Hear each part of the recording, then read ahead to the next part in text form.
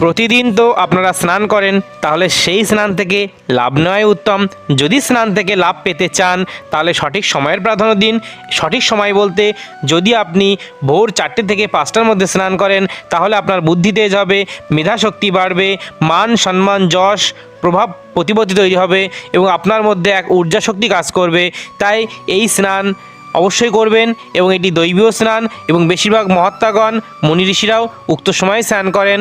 তারপর 5টা থেকে 6টার মধ্যে স্নান করলে মোক্ষ প্রাপ্তি হবে এবং উক্ত সময় স্নানও খুবই উত্তম।